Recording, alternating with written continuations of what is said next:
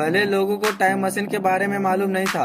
लोगों को time machine के बारे में तब पता चला जब H.G. वेल्स ने अपने दौर का सबसे लोकप्रिय कहानी द टाइम मशीन लिखा था। तभी से विज्ञान के हर प्रेमी के मन में ये बात उठती रही है कि क्या टाइम मशीन जैसी कोई चीज बनाई जा सकती है।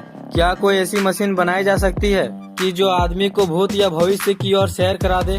हालांकि दुनिया भर में तमाम वैज्ञानिक ये स्वीकार कर चुके हैं कि टाइम मशीन का निर्माण संभव नहीं है, लेकिन इसके आकर्षण के चलते समय समय पर इस पे बात होती रहती है।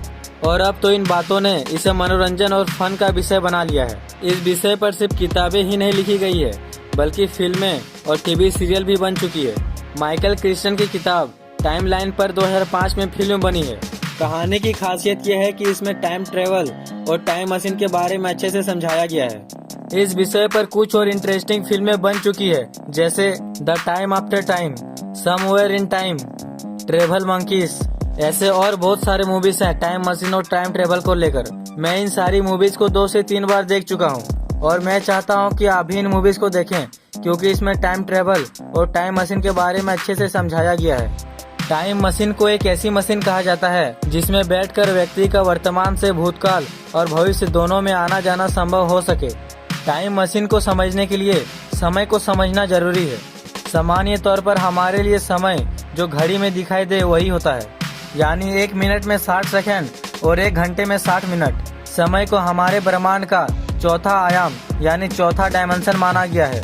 समय का स्पेस के बिना कोई अस्तित्व नहीं है, उसी तरह स्पेस का समय के बिना कोई अस्तित्व नहीं है, यानी ब्रह्मांड में समय और स्पेस के बिना किसी भी चीज का अस्तित्व नहीं है। समय को हमने थ्योरी ऑफ रिलेटिविटी के जरिए समझा है। इस थ्योरी के स्थापित होने से पहले समय को एकमेव और सर्वभौतिक समझा जाता था। मतलब यह कि चाहे धरती हो या पाताल या फिर अंतरिक्ष ही क्यों ना हो, समय की कैलकुलेशन सभी जगहों के लिए एक समान थी। आइंस्टीन ने अपने थ्योरी ऑफ रिलेटिविटी के माध्यम से बात रखी है कि 2 घटनाओं के बीच समय का अंतराल ऑब्जर्व के चलने की गति पर निर्भर करता है। यदि 2 ऑब्जर्वर अलग अलग गति से चल रहे हो तो 2 समान घटनाओं के बीच का समय अंतराल उन्हें अलग अलग महसूस होगा। इस प्रभाव को ट्विंस पैराडॉक्स के माध्यम से समझ सकते हैं। कल्पना कीजिए कि पंकज और सौरभ 2 जुड़वा भाई हैं।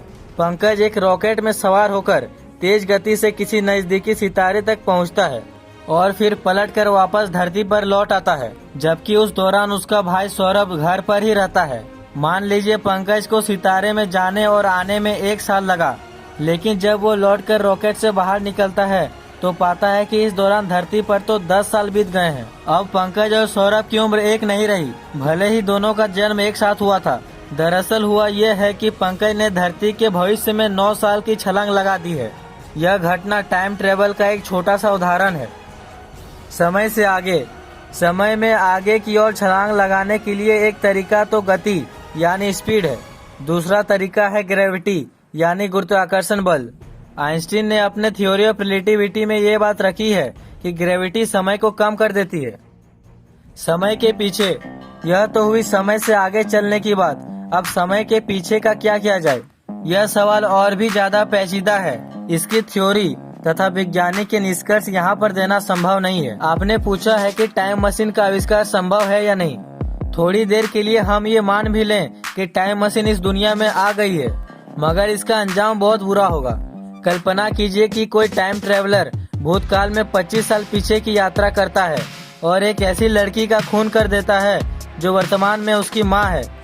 तब फिर क्या होगा? यदि लड़की मरती है तो वो टाइम ट्रेवलर की माँ हरगिज नहीं बन सकती और टाइम ट्रेवलर भी वहीं खत्म हो जाएगा।